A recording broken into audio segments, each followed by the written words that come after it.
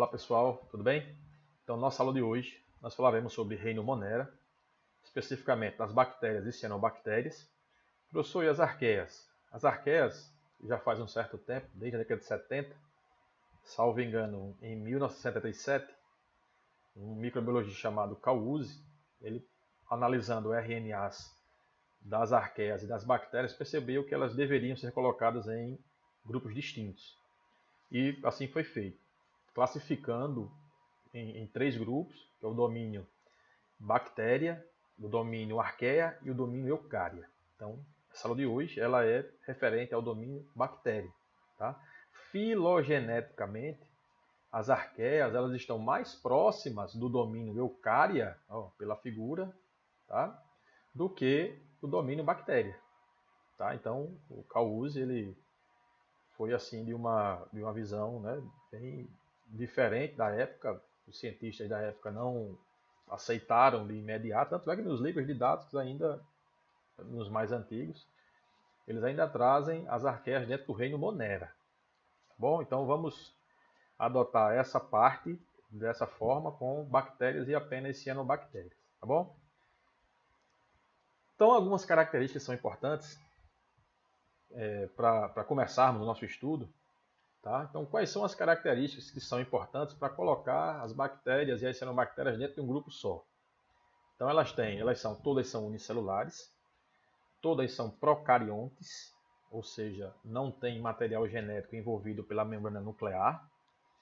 Podem ter uma variabilidade gigantesca de formas de nutrição, podem ser heterotróficas ou autótrofas, e também uma variedade no metabolismo energético. Tanto podem ser anaeróbicos quanto aeróbicos. Tá?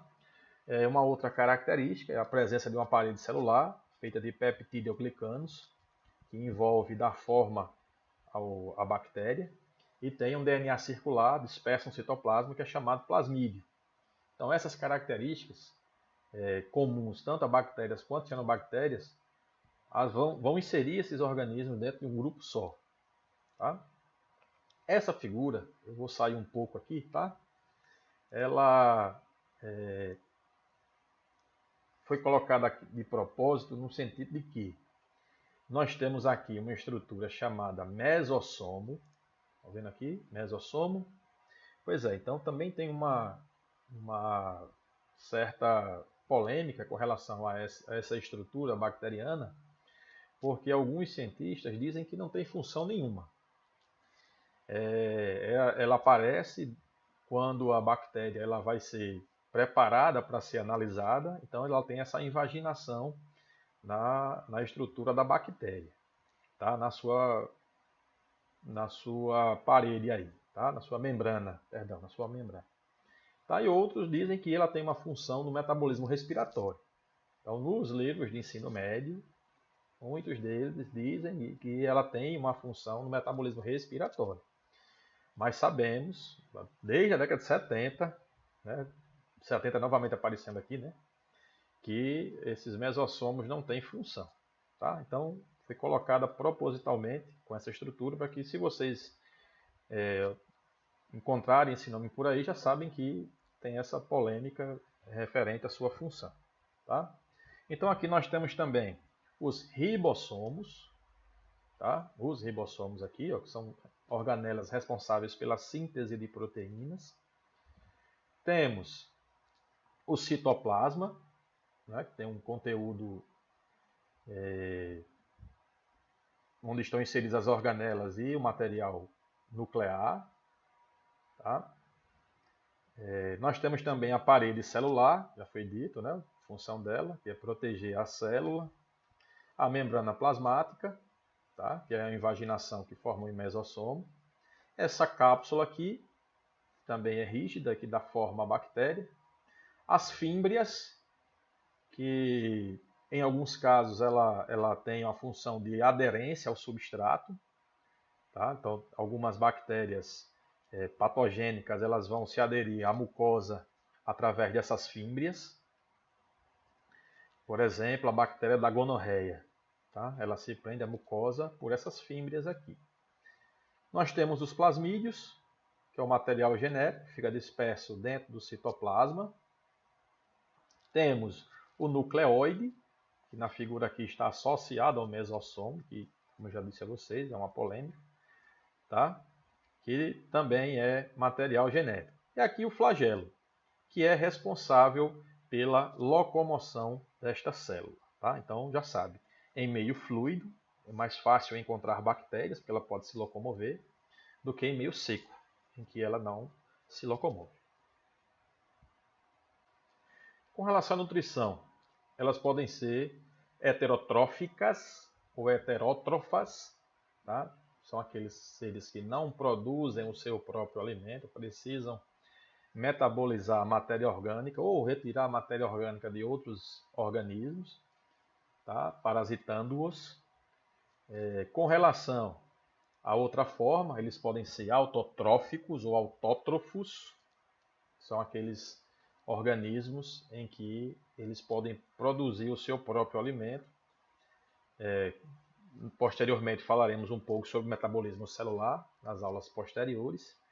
E as bactérias, elas podem, os representantes desse reino podem se nutrir a partir da fotossíntese e da quimiossíntese. Okay?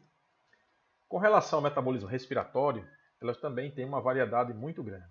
Elas podem ser anaeróbicas, onde fazem a fermentação, que é um processo metabólico de baixa produção de ATP. Tá? Elas não utilizam o gás oxigênio no seu metabolismo respiratório. Tá?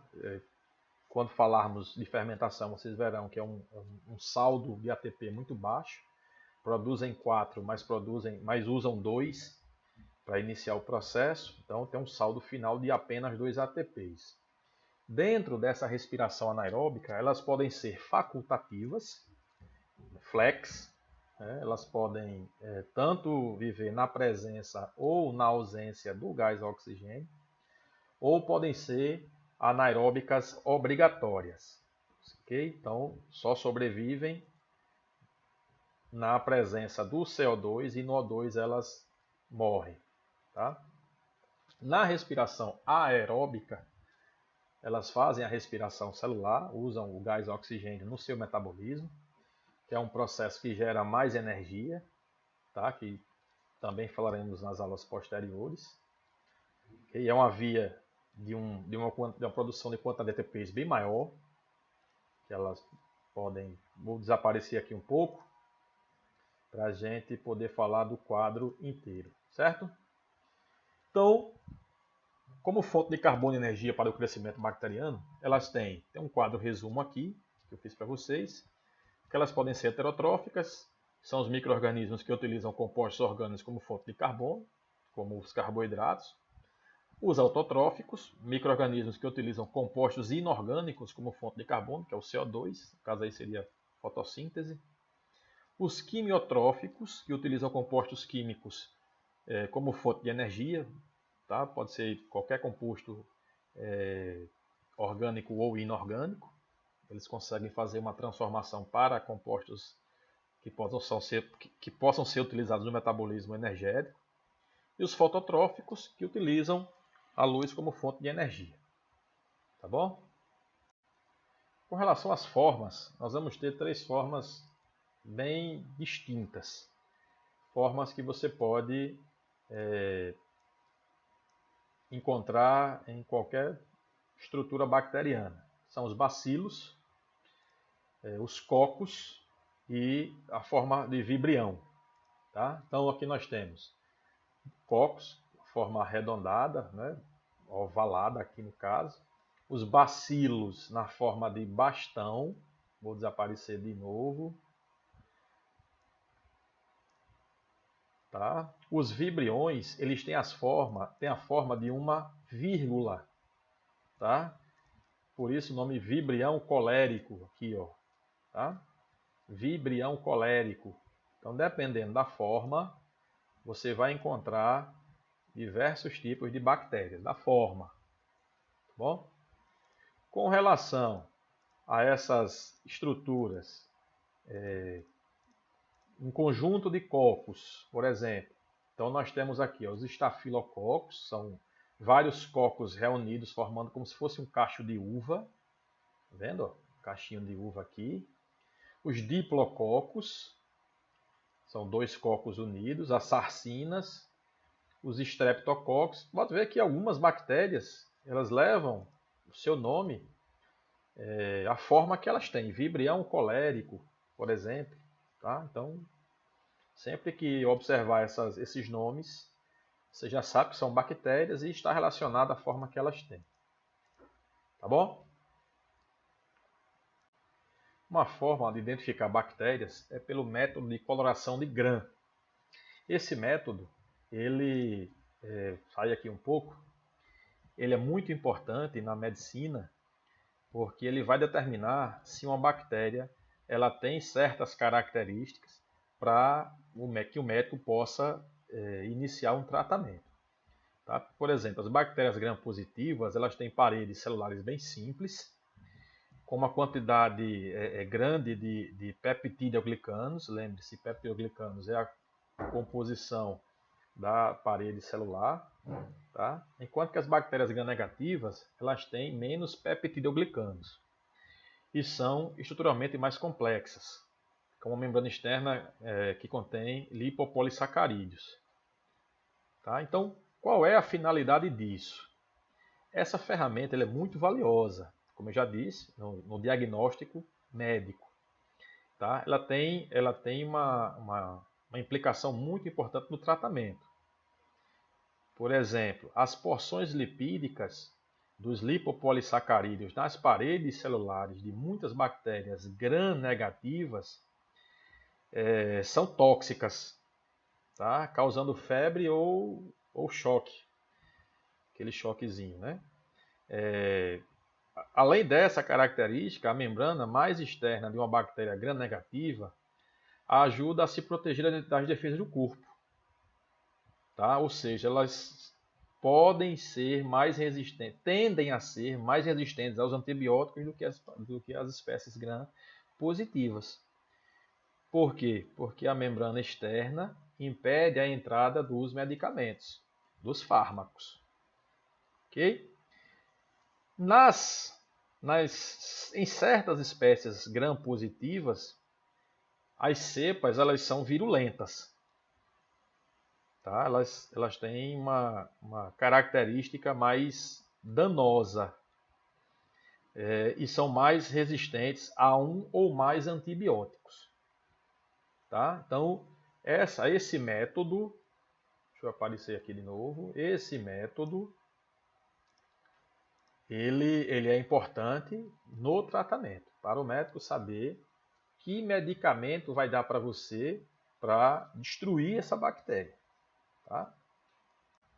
Com relação à reprodução, nós vamos encontrar 2 tipos. A reprodução assexuada, que é a fissão binária, aquele processo em que uma bactéria cresce, se divide e forma 2 novas bactérias.